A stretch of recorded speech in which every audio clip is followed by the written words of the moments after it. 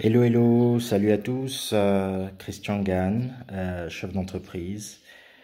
J'espère que vous allez bien, surtout en cette période assez difficile. Je sais que beaucoup d'entre vous traversent des moments qui ne sont pas très très faciles, euh, que ce soit sur le plan économique, sur le plan social, sur le plan sanitaire, sur le plan psychologique. Beaucoup de choses se passent en ce moment dans le monde et beaucoup de gens sont affectés et j'en suis conscient. Donc, beaucoup de courage à tous ceux qui traversent justement cette période. Moi, je sors d'une petite maladie avec des petites séquelles. Je suis sur pied, donc tout va bien. Tout va bien. Aujourd'hui, je vais aborder un sujet de vie en fait, un sujet que beaucoup de gens doivent intégrer, un sujet que certaines personnes connaissent, qui n'est pas seulement quelque chose de philosophique, mais quelque chose qui aide et qui vous aidera vraiment dans votre vie si vous suivez un peu cette façon de penser. Je vais vous parler de la loi de l'attraction. Certains d'entre vous connaissent peut-être ce que c'est la loi de l'attraction. Je vais essayer de vous parler de ça en des termes très simples pour que ça puisse vous aider sur votre route vers le succès et surtout vers vos objectifs. La loi de l'attraction, c'est quoi? La loi de l'attraction, en fait, c'est le fait de pouvoir visualiser. En fait, c'est une vraie dose d'optimisme, en fait. C'est-à-dire de pouvoir visualiser ce que sera demain votre futur, de visualiser les objectifs que vous avez à atteindre. Et cette capacité de visualisation fait que euh, cela vous rapproche de plus en plus vers vos objectifs. Pourquoi? C'est-à-dire que à force justement de brancher justement votre mental euh, à ce channel de la réussite, euh, vous avez plus de chances à atteindre vos objectifs parce que vous avez déjà visualisé les objectifs à atteindre et vous vous visualisez déjà dans la position dans laquelle vous avez envie d'être demain. Ce n'est pas forcément facile. Pourquoi? Parce que nous vivons dans un environnement qui est très compliqué, qui est très difficile, très stressant, avec beaucoup de pression sociale, beaucoup de pression dans nos familles, venant de nos amis, venant de l'entourage, venant de, de l'environnement lui-même, en fait. C'est-à-dire euh, la culture, tout le monde fait comme ça, donc il faut aussi que vous fassiez comme ça. Donc, lorsque vous avez souvent des rêves, les personnes sont là pour vous décourager. Les personnes sont là pour vous décourager et pour vous détourner en fait de votre route.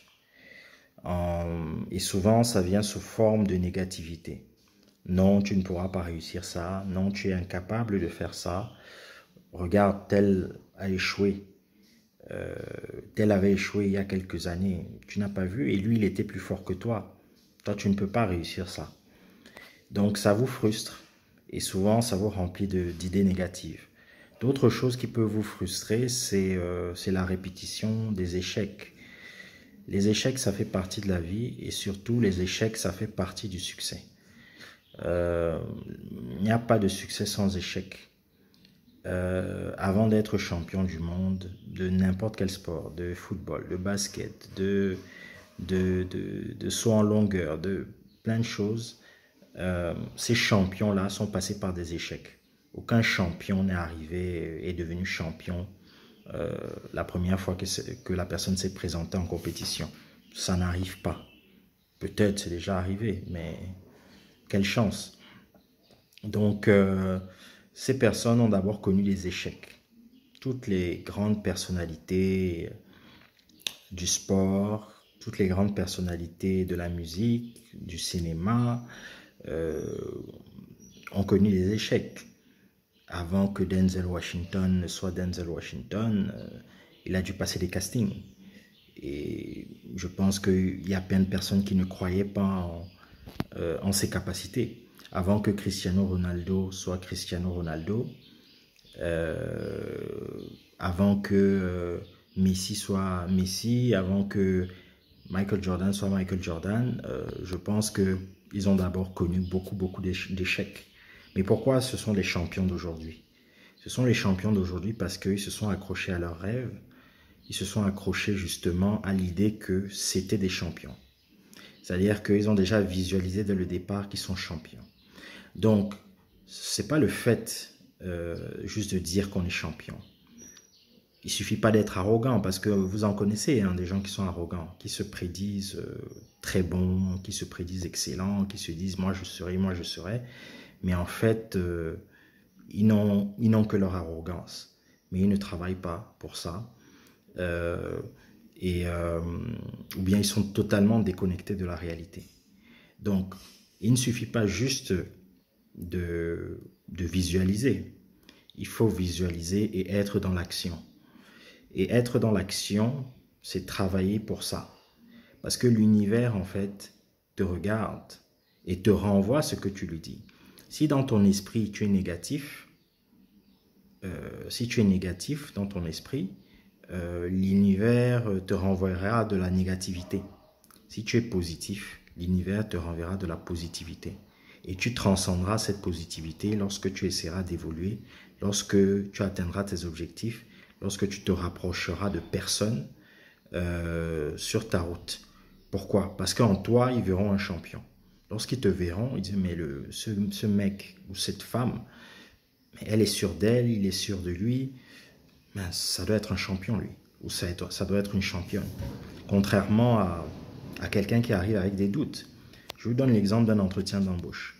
Lorsque vous êtes quelqu'un, par exemple, vous êtes préparé, c'est-à-dire que vous êtes propre sur vous, vous avez fait les meilleures études, vous êtes bien habillé, etc. Vous allez à un entretien, vous avez fait les meilleures écoles.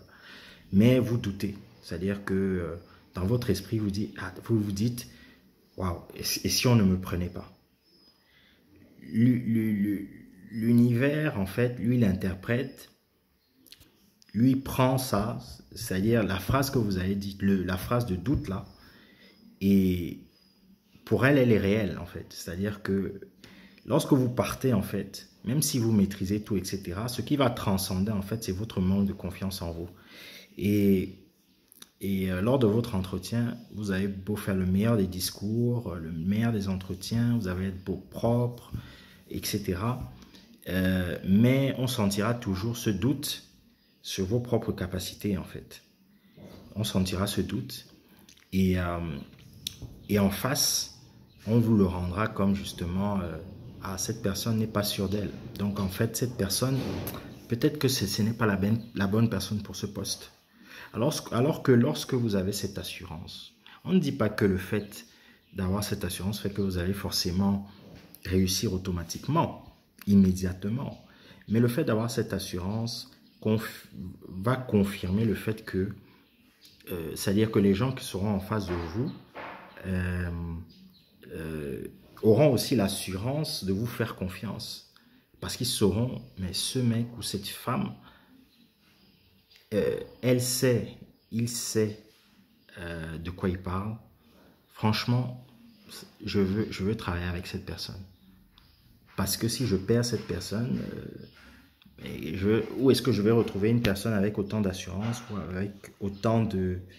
Voilà, qui transcende en fait la position pour laquelle elle a postulé. Donc, c'est vraiment très important. C'est-à-dire que lorsque vous gardez cet état d'esprit, évoluer avec cet état d'esprit, ça vous permettra vraiment de pousser les barrières. Parce que, et gardez toujours ces objectifs en tête.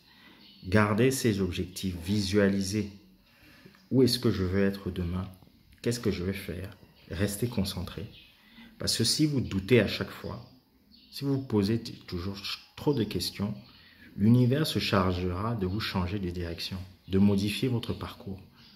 Alors que si vous savez déjà, non, voilà mon parcours, voilà mon destin, voilà ce à quoi je suis fait pour, et que vous vous concentrez sur ça, vous atteindrez vos objectifs. Et ça, c'est la règle de beaucoup de personnes qui ont réussi. Beaucoup de ces personnes qui ont réussi avaient cet état d'esprit. C'était des gens qui ne lâchaient rien. C'était des gens qui savaient qu'ils avaient leur place. Et ayez votre place.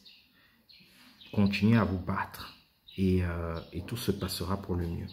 Donc voilà un peu comment moi je résumerais un peu la loi de l'attraction, c'est-à-dire vous attirez ce que vous êtes, ce que vous pensez, ce qu'il y a dans votre esprit.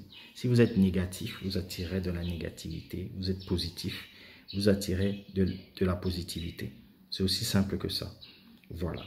On peut aller vraiment encore plus loin, complexifier la chose, aller en profondeur, mais je tiens à ce que mes vidéos ne soient pas trop longues. Donc j'espère que ça a pu aider certains d'entre vous. Et ici il fait beau. Je vous souhaite quand même un agréable week-end, parce que ici on est vendredi. Et je vous dis à très bientôt pour une prochaine vidéo. Allez, ciao.